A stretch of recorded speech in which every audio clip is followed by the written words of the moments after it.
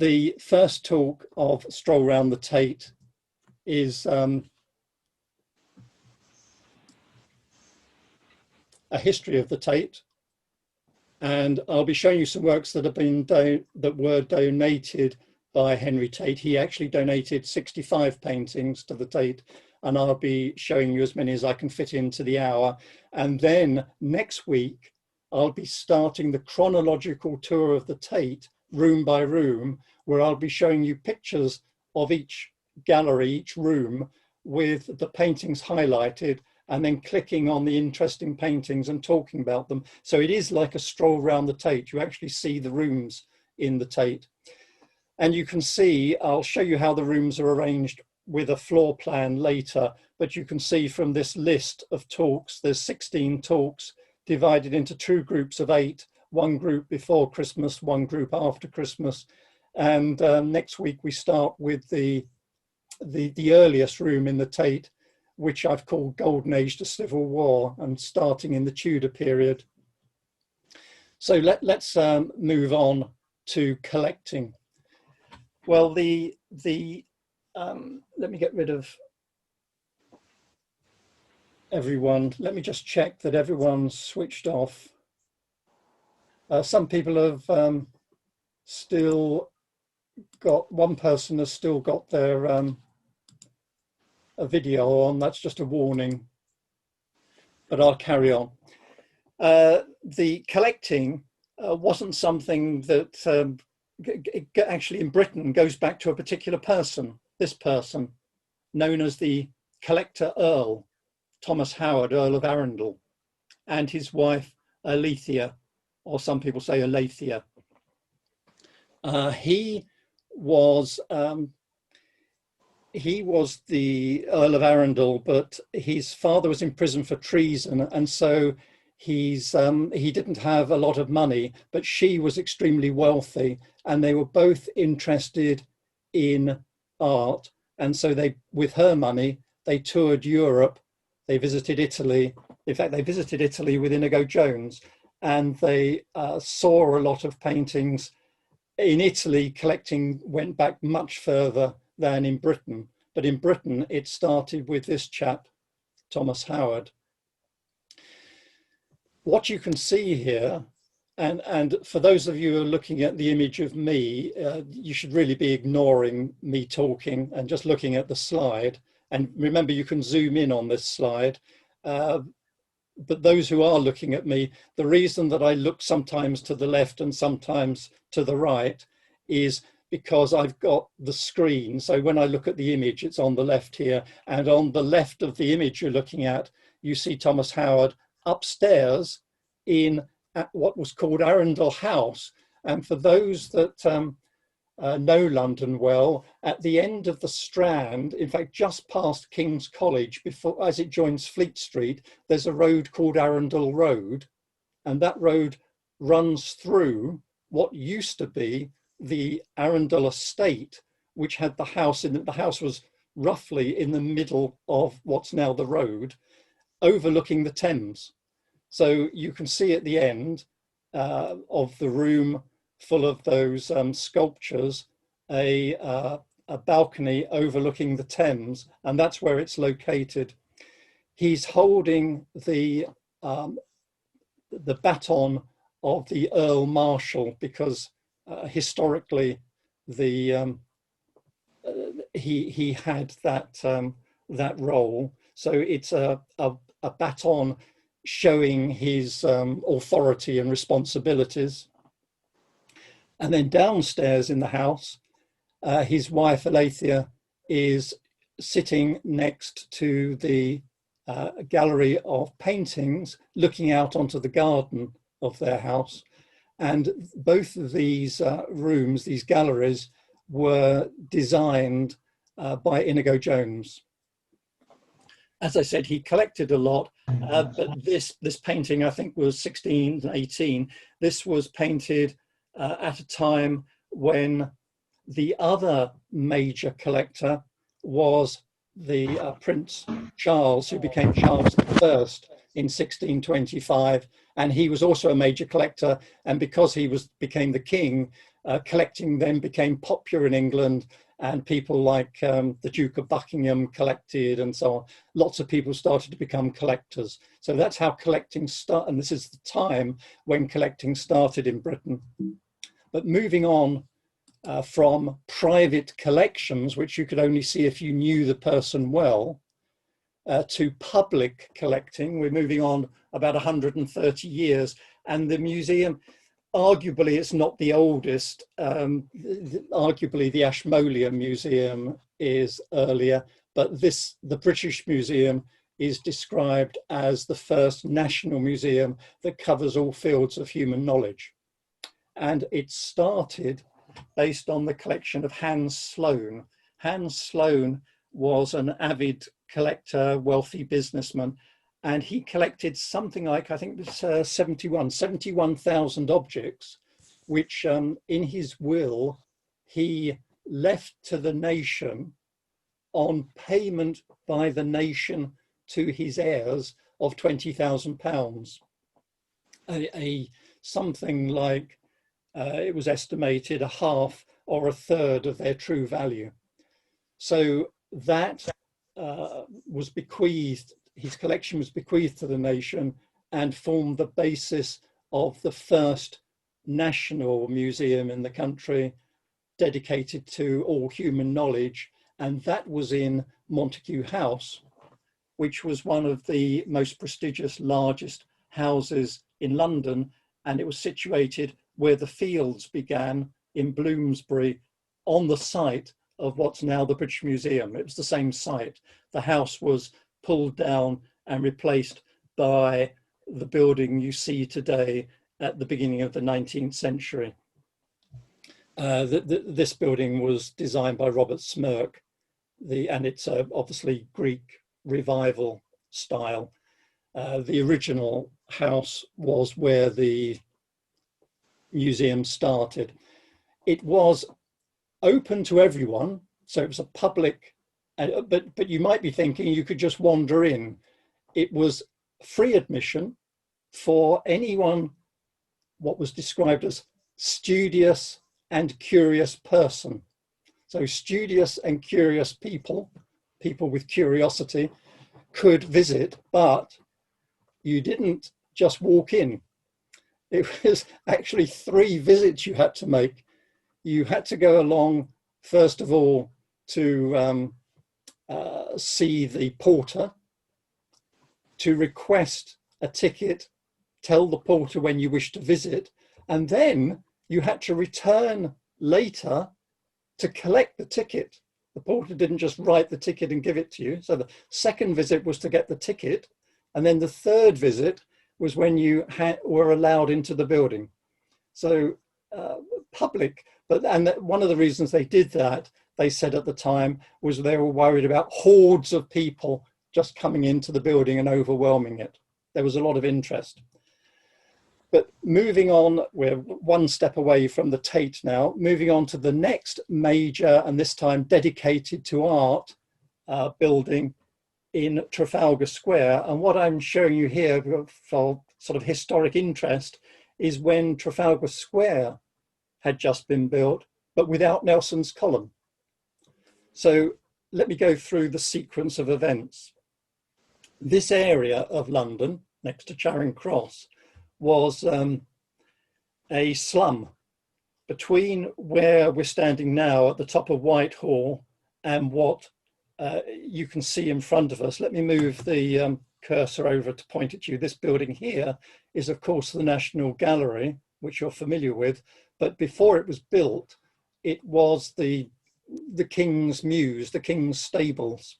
So that they were pulled down, and between that building and where the artists were standing was slums, which were all pulled down, and they were built on a sort of a hill.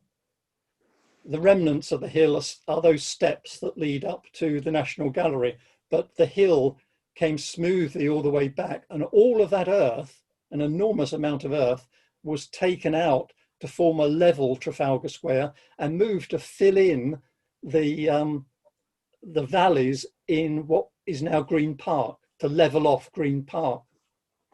So slums pulled down, area flattened, and that was the beginnings of Trafalgar Square. About 1824 it started, and the National Gallery was built a bit later, after the square, but before Nelson's Column. And Nelson's Column was erected about 1840 to 43. So this painting, that implies the dates are 1836 to 43. It was obviously painted before the column was started. So that was one of the last things. First of all, the square, then the National Gallery, then Nelson's Column. Obviously, the square was constructed to celebrate the Battle of Trafalgar and Nelson, but that was the sequence of events. And this was judged to be the centre of London. Distances to London are measured to the statue of Charles I that you can see there near the centre of the painting. Excuse me. So the National Gallery was opened based on a collection that was gathered by John Angerstein, and his 38 pictures were purchased by the nation. We were one of the last nations to have a public, a national art gallery. And when the nation bought those paintings for £57,000, again, a good deal, but the MPs almost didn't vote it in. The reason we could afford it, or that they agreed to buy them, was that we'd just been paid a debt that was owed us by Austria, which was about the same amount of money. So the MPs decided to spend the money on buying the collection as the basis of a national collection.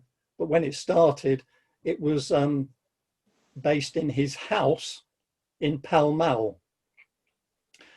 So it was made fun of by the press that our national collection was in this relatively small house in Pall Mall, and so it became such a disgrace or shame, if you like, for the country, that the National Gallery was built a few years later. And the other reason it was built at this location is because it was between the wealthy at the West End and a number of slums in this area. And so it was for the enjoyment of, in fact, I've got a quote here: "The existence of the pictures is not the purpose of the collection, it's to give the people an ennobling enjoyment." And I've got an example of what they meant by ennobling. You can see here the wealthy toff explaining the significance of the picture, that is ennobling the poor that visited the gallery. So the purpose of the gallery was to educate. So that was largely Italian paintings initially, rather than British paintings from the Renaissance period, and the collection grew. But let's go to the end of the 19th century and let's talk about this man. This is Sir Henry Tate. He started as a grocer. In fact, he started with a 7-year apprenticeship to become a grocer. At the end of the 7-year apprenticeship, in fact, a few years after that, he saved enough money, and I'm not sure whether he was helped by, his parents weren't wealthy, but he might have been helped by his brothers to buy a grocery store. And over the next 10 years, he grew that from 1 store to 6 stores. I won't go through his complete business process, but basically he sold the 6 stores and bought a share of a sugar refinery. 9 years later, he bought out the other person who owned the sugar refinery and renamed it Tate and Son. And his main business then was sugar refining. his refinery was in Liverpool, and he opened one in London, in Silvertown. But he made money, he became wealthy, but he made a fortune because he was a very shrewd businessman. He acquired a patent in Germany for making white sugar cubes. At the time, you bought sugar as a big brown lump, and the white sugar cubes in a sugar bowl with sugar tongs and so on became fashionable, and he had the exclusive patent for making them, and that's where he made an absolute fortune. And he was a modest man, and he started to give away his money, and then towards the end of his life he did have children and a wife, but he gave away more and more of his money. He, for example, founded hospitals and infirmaries, and a lot of it he did anonymously. He also gave money and founded Streatham Library, Brixton Library, Balham. He lived in Streatham, by the way. Balham Library, South Lambeth Library, and towards the end of his life, he had acquired a collection of contemporary, that is 19th century British art, and he decided to give all of his collection to the nation without charging for it, with the sole caveat that he was giving it to the National Gallery, the main gallery that I've just been talking about, with the caveat that they display the works he donated. He didn't just want them put in storage. And then the National Gallery turned around and said, sorry, we don't have room to display your works.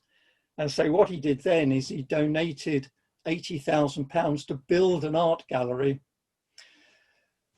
And that was built on the site of an old prison, which I'll talk about in a moment. But just to finish with Henry Tate, I'll talk about a few of the works he donated, a few of the 65 works. That was the basis of the collection, but the National Gallery also had works by British artists, which they added to the works. And when the building opened, the new building, it opened as the National Gallery of British Art, but everybody called it the Tate. And so in I think it was the 1920s, it was actually renamed Tate. And there was just one building then. Tate Modern didn't open till the year 2000. So Tate was the instigator and the one who funded the building, which in the end cost him something like 150,000. And this is the building, which you'll be familiar with. The site it was built on was formerly a prison. When I had more time, I had some very interesting shots from a balloon, photographs from a balloon in the 19th century of the prison. But it was the prison that, for a period, was the one that was used to hold the prisoners that were going to be transported to Australia. And so, I'm not sure I believe this, but it's an interesting story. Some people say that the Australian term POM originated from the fact that the prisoners that were sent to Australia had POM written on the backs of their prison dress, standing for prisoner of Millbank. It just seems too neat an explanation to me, but it's an interesting story. But coming back to the building, the prison was pulled down. He bought the site, the prison was pulled down, and you can still see part of the old prison walls if you walk around the streets around the back of the Tate. And this part of the building was built. The front part was the only bit that was opened, that was the only bit that existed in 1897, designed by Sidney Smith.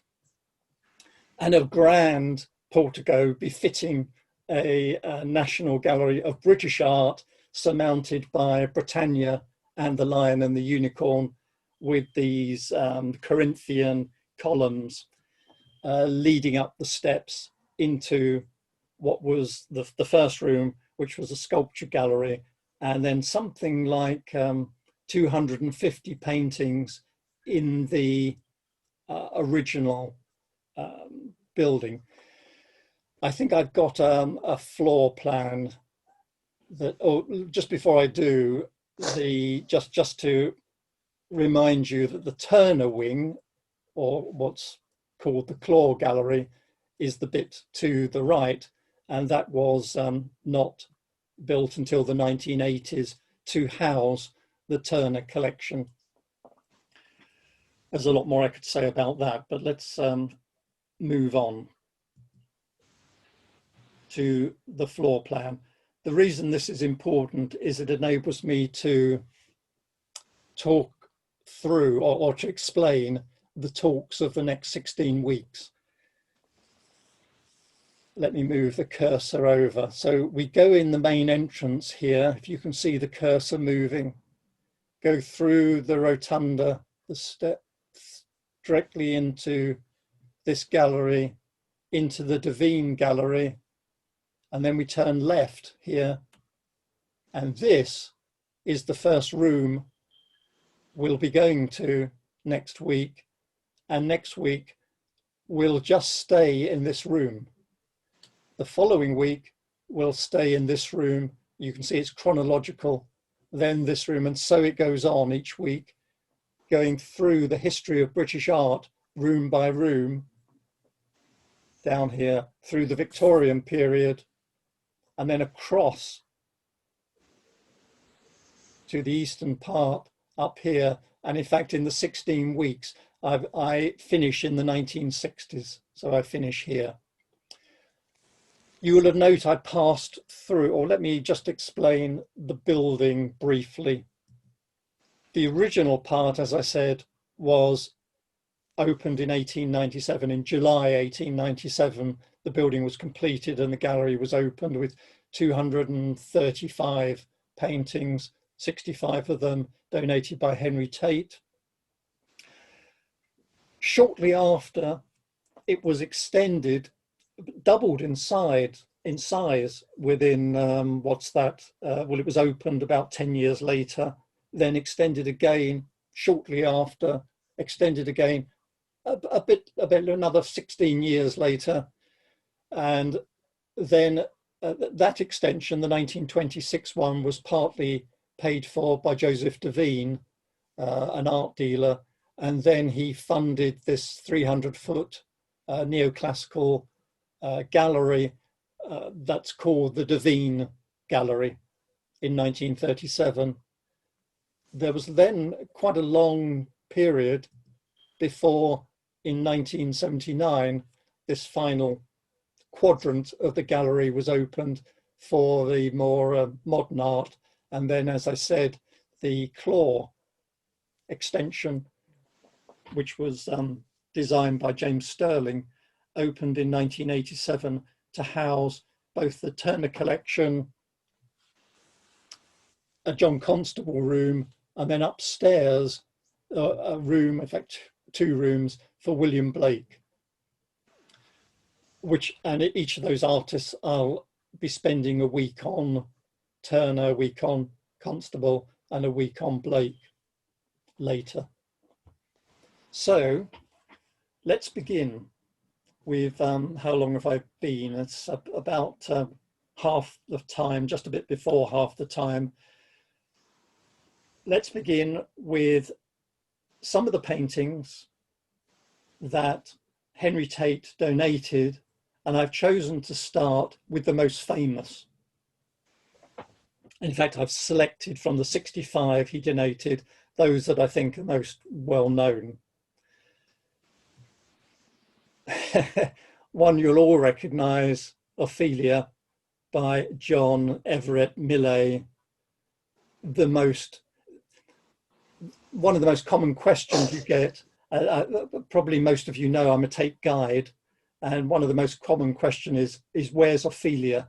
Particularly tourists who just pop into the Tate, they look in their guidebooks and it's got the Ophelia as the thing to see. And a number of them go to the 1840 room, look at that painting and then leave. That's how famous it is. So what is it? It's showing the a character from Hamlet who called Ophelia, who was the betrothed of Hamlet. He denied, I'm simplifying Hamlet here, but he denied his love to Ophelia, and then he accidentally killed her father Polonius by running him through with a sword when he saw the arras, the tapestries, the curtains moving. So the play shows her madness developing, and she then commits suicide by drowning in a river. Now, normally artists often show Ophelia. It was a common subject for artists, but before this painting, no artist has shown her actually drowning. They showed her sitting on the bank, usually knotting together some flowers, or just sitting there looking attractive. This painting was more controversial in a way, but it was widely praised, although there were some exceptions I'll tell you about later. It was his collection, or sorry, this is a typical of the sorts of painting Henry Tate collected. They told a story, they were contemporary, they were British art, and what it was described as, and this is a quote, he had a taste for painterliness, a desire for a clear and thoughtful narrative, and a fondness for the contemplative. Now, just on a technical note, painterliness is now a technical term that was defined by an art historian called Heinrich Wölfflin, and it now means, as defined by Wölfflin, it now means the opposite of this painting.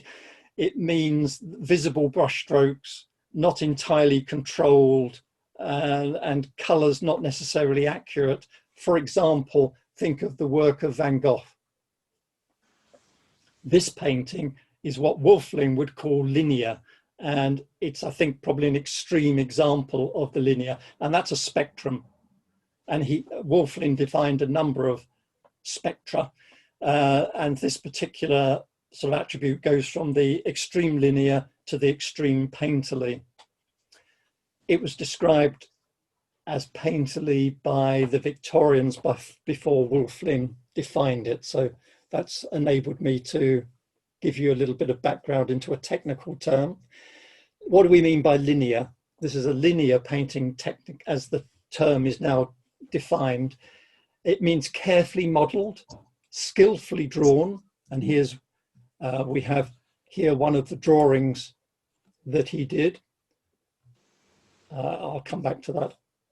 And shading is academically correct, and the colours are academically correct. Now, John Millais was one of the three original founders of what's called the Pre-Raphaelite Brotherhood. Dante Gabriel Rossetti, William Holman Hunt were the other two. John Millais was a child prodigy in the extreme. He was, at the age of 11, the youngest person ever to enter the Royal Academy School. Now, normally the school you would go into when you were 18. So he was 11.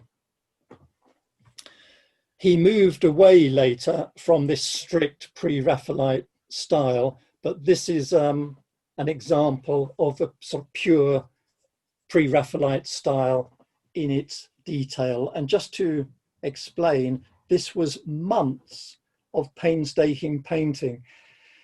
Each day, he said, he painted an area no larger than a 5-shilling piece. That's a large coin. If anybody can see my fingers, it's larger than a £2 coin. It's 38 millimeters to be precise. It's called a crown, and he painted that. It took him all day to paint an area of the painting that large, and unusually he painted the background before the figure. Normally it's the other way round. He painted the background on the banks of the Hogs Mill. A lot of you will be familiar with that river that comes out in Kingston near the Rose Theatre, but he painted it on the banks of the Hogs Mill near Tolworth. You can't actually visit there now because it's a farm, but if you go down the road opposite Tolworth Tower towards, I think, Epsom, and take the second on the left at the second lot of traffic lights, and I think it's called Worcester Park Road, then about a kilometre down is where he sat every day for 11 hours a day, 6 days a week for 5 months, painting just the background to this picture. It started to snow towards the end. He had to build a hut, and he was on private property. He was on a farm, and he often got chased by the farmer. He got chased by swans. He got bitten by mosquitoes. It was a nightmare, never to be repeated, this minute observation. And because it took so long, those of you of a botanical background will see that the flowers are from lots of different periods of the year. The flowers have been analysed in extreme detail. I haven't got time to talk about the language of flowers, which was a big topic for the Victorians.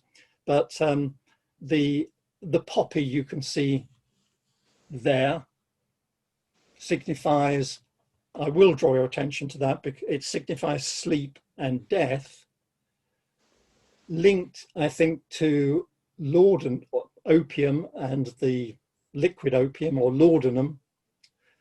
And it's ironic, if that's the right word, that the model for this painting, Elizabeth Siddal, killed herself by taking laudanum a few years later. Elizabeth Siddal was an artist in her own right, the muse of the pre-Raphaelite Brotherhood, and the model for this painting. She is wearing a dress that Millais bought in a second-hand shop for £4, and she lay in a bathtub to get the correct floating effect of the dress.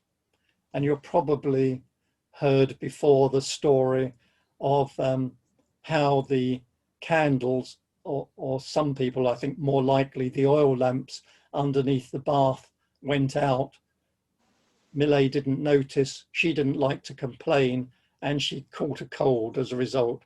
What you might not be aware is that her father tried to exploit the situation and came to see Millais to ask for £50 for the medical treatment she required. Now, £50 was about double a year's wages for an in-house servant in those days. So he did pay him. It wasn't £50. We don't know how much, but they settled on a figure. There was a water rat in the water as well, but no one could recognize what it was. He asked a few people and he painted it out. Some people think, if you look over here, that this is a skull, but Millais denied it. It's not meant to be a skull. And there are various other things. Well, I won't talk about the flowers now because I've spent too long on this painting. But a good introduction to the typical sort of work that Henry Tate collected, and another even more popular work at the time and typical of what he collected is the Northwest Passage. I'm showing you, by the way, 3 paintings by John Everett Millais. This was hugely successful. Now, the Northwest Passage was a fabled route around the north of Canada to reach basically the Far East more quickly, to reach China, to speed up trade, reduce the cost of trade.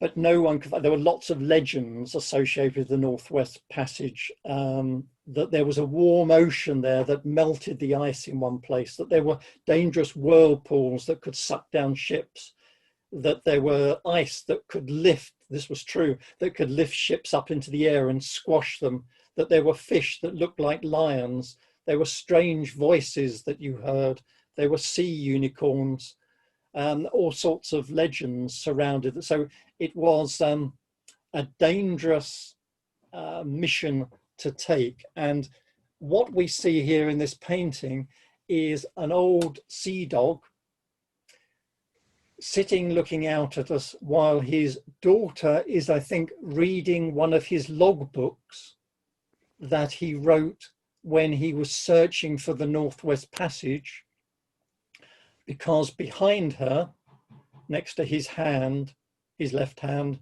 there is a map of the north of Canada and his search for the passage. Amusingly, we know the models. The man is Edward Trelawney and the woman is a well-known model, Mrs. Ellis. But the amusing bit is that the man Trelawney was teetotal, and you can see next to him on the table there's a glass of grog, that is rum and water, because he's an old sea dog. But Trelawney was most upset by this because he was a teetotaler, and he said he would be remembered through all eternity as a drunkard.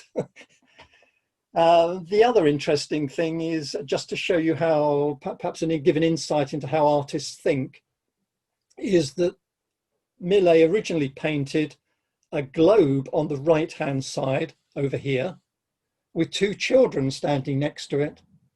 But when he'd finished, he thought that it distracted from the main event, the main two figures, and he painted it all out. He painted this screen and these flags here. That's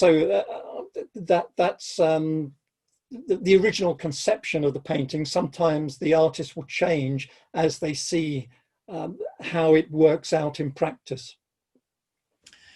The other thing to say about this painting is, well, there's obviously a picture of Nelson behind the gentleman's head, and more of his logbooks on the floor, some flowers on the table, I think referring to the young woman who we assume is his daughter, which reminds us of the role of women in the Victorian period, which is well illustrated, I think, by George Elgar Hicks' paintings, 3 paintings called Woman's Mission. And the first one is Comfort of Old Age, which is similar to this painting. So we see a daughter comforting her old father. One of the roles of women in the Victorian period was daughter as carer. Second role for women was called in his paintings Guide of Childhood, that is mother. And the third one was called Guide of Manhood, that is the third role, wife. So women were limited to comforting old men, marrying men, and fathering children, looking after the household as well as mother, but not making a success in business. And so that people would see the daughter comforting the old man, and that would reinforce their views of the correct role for women in the Victorian period. It was exhibited in 1874, the year it was painted. It was bought and then later bought from the purchaser by Henry Tate, and obviously bequeathed to what became the Tate Gallery. The final thing I think to say is, as I said at the beginning, it was hugely successful, particularly as an engraving. It spread around the world. It was Millais' son said he once saw it in the hut of a Hottentot shepherd in South Africa. That's a quote. But interestingly, we failed to find a route. And so there's this idea of heroic failure that is embodied, I think, in the notion of the Victorian English hero. We don't have to succeed, we just have to try. And the Northwest Passage, which is sort of illustrated here, which everybody would be familiar with, became associated with failure, but adversity and death. Men and ships battling against hopeless odds in a frozen wilderness. So it was that idea of the heroic failure, but of the hero that would try against all odds. A very successful painting. The next painting I'm going to show you by Millais was controversial. So bear with me through this one. This is the first and only nude that was painted by John Millais. It was painted in 1870 when the nude was a controversial subject for most people, incidentally not for Queen Victoria, who appreciated nude paintings and paintings of the nude, male and female, and bought a number. But most people found it a bit disturbing. And let me take an aside at this point, because I need to explain why they found this painting more disturbing than it appears at first glance by showing you another painting. This is also by Millais, and it's called The Martyr of the Solway. It's a painting of Margaret Wilson, an imagined portrait of Margaret Wilson, who in 1685 was sentenced to death by drowning. You can see she's by the sea and chained up for her religious views, but basically she wouldn't swear an oath to say that James II, James VII of Scotland, James II of England was head of the church. She refused to sign the oath and was sentenced to death, excuse me, with another Margaret, Margaret McLaughlin. And the two Margarets were known as the Wigtown Martyrs. So that's what he's painted here. But this is, why am I showing you this painting? Well, when an X-ray was taken more recently of, in fact, both paintings, what they found was that the painting of the Martyr of Solway was based on a piece of canvas that he'd cut out of the Knight Errant. Or in other words, let me explain, originally, the Knight Errant contained a nude figure of a woman looking towards the knight, and that was one of the reasons it was found disturbing. Let me just point out another couple of things about the picture before I carry on with that point. You might have noticed that just here, there's a dead man, and up here, there are two men fleeing. One assumes the knight killed this man and the other two ran off. And the knight is cutting her bonds. She's been tied to a tree. But what I think exercised the Victorians, and in fact, I'll give you a quote from the Art Journal, "The manner is almost too real for the treatment of the nude." They were worried about the morals of the woman because she wasn't looking embarrassed enough. So what Millais did is he cut the canvas, cut out the woman, stuck it onto another canvas, painted the Martyr of Solway, which we see over here, and repainted this work so that the woman is looking ashamed, looking away, because the key thing for the Victorians was purity or chasteness. If the woman appeared chaste and pure, then it was acceptable. And the way artists normally did that is they would show the nude in a classical setting. So it wasn't an idealized, it wasn't a particular person. It was just a symbol of a sort of a symbol of beauty in a remote setting with no story associated with it.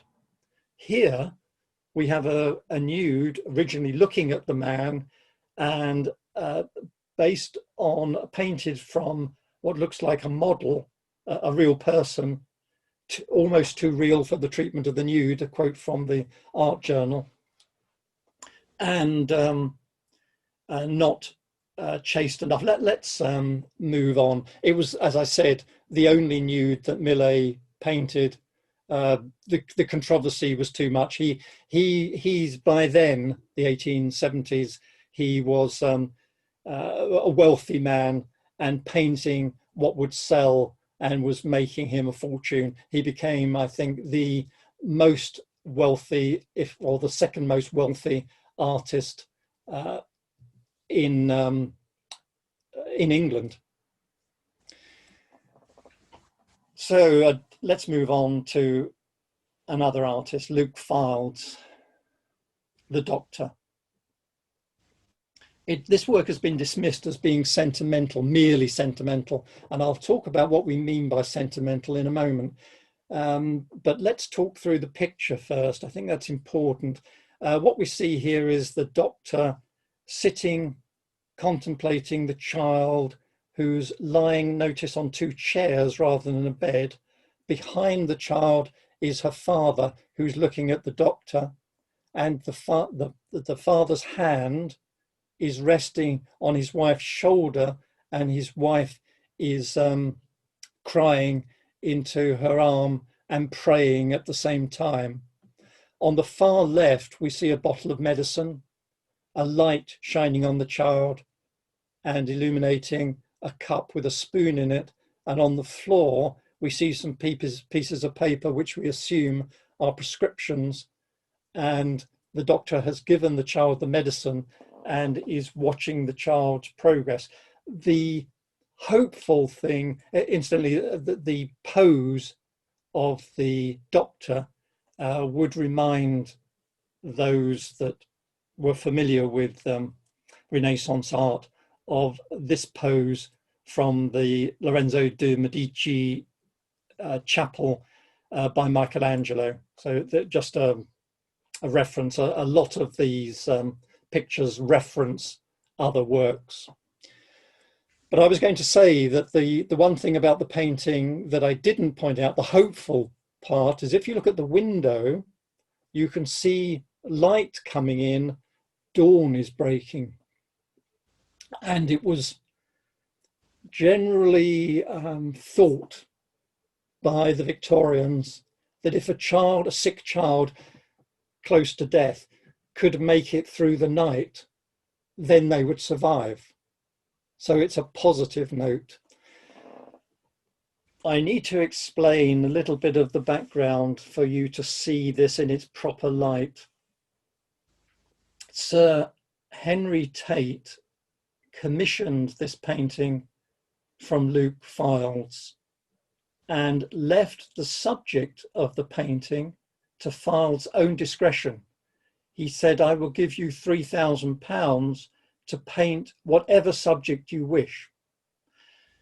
Now, the subject that was chosen was related to a personal tragedy of Fildes' own, when in 1877, was that 14 years previously, his first son, Philip Luke, died at the age of 1 in his Kensington house.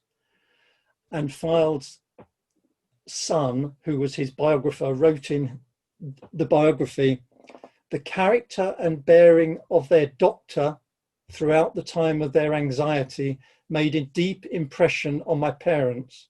Dr. Murray became a symbol of professional devotion, which would one day inspire the painting of the doctor."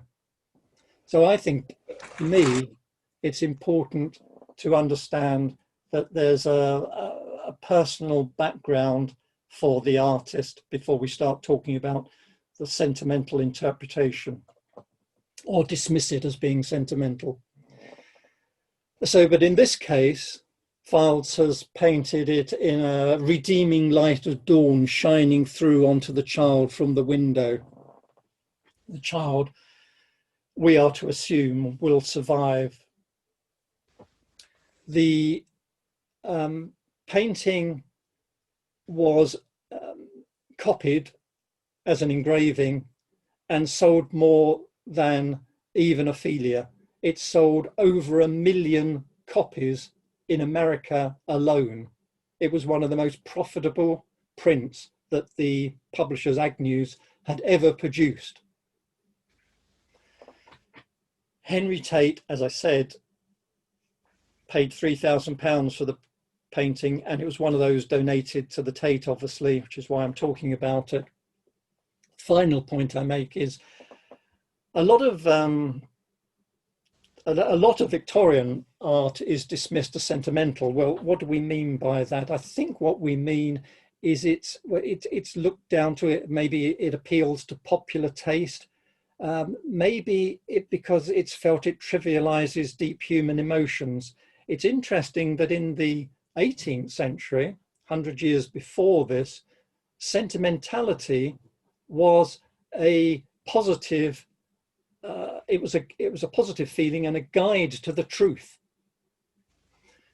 much in vogue amongst polite society. 100 years later, I think the feeling is best summed up by Oscar Wilde, and I'll quote, "A sentimentalist is one who desires to have the luxury of an emotion without paying for it." And I think that lies at the heart of people's concern with this sort of paintings of Victorian paintings of children, of emotional, and also perhaps these days we feel we're being manipulated because we're so used to advertising trying to manipulate us and persuade us of something. And so this painting, you could argue, is persuading us of a particular religious or social or political situation where the all-powerful doctor comes in and the poor parents just have to wait until the doctor does his magic and cures the child because they are the deserving poor. They live good lives would be the sort of the Victorian narrative behind this painting, which a lot of people now find unacceptable in many ways. So it would take longer for me to unravel some of the intricacies of what we mean by sentimental, but that's given you some food for thought, if you like. But let me move on to another artist, Lawrence Alma Tadema, and this painting, A Silent Greeting, was commissioned as a companion to another piece which I need to show you called A Foregone Conclusion. And let me talk about A Foregone Conclusion. A man, it's not clear that it's a man, but a man is over here, let me point to him, he's walking up the steps holding a ring, and it's an engagement ring. He's going to propose to this woman here. This woman with the dark hair is the wealthy woman. She's standing with this woman who's her servant or slave, the blonde woman. And you can tell from her keenness that she intends to accept the proposal. The piece, A Foregone Conclusion, was commissioned from Lawrence Alma Tadema by Henry Tate as a wedding gift for his second wife, Amy Hislop, who incidentally was 31 years his junior. And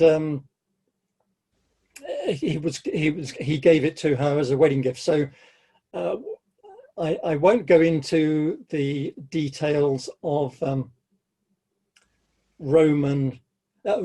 Romans did get engaged, and they sometimes gave rings, and some people say they wore the ring on what we call the ring finger. Some people say the Romans put it on the left hand, some say the right. And so that bit is true, but I won't say any more about the nature of Roman marriage, but just to say that when we talk about arranged marriages, that was taken to an extreme in the Roman period. I'm sure that's not what Henry Tate intended to mean when he gave this as a wedding present. This type of painting was the type of painting that Lawrence Alma Tadema specialised in, and it made him a fortune. Some people say he was the richest artist in Britain, some say that was Millais, but they were both extremely wealthy. They were the two wealthy artists because people paid a lot of money for the types of paintings that they produced.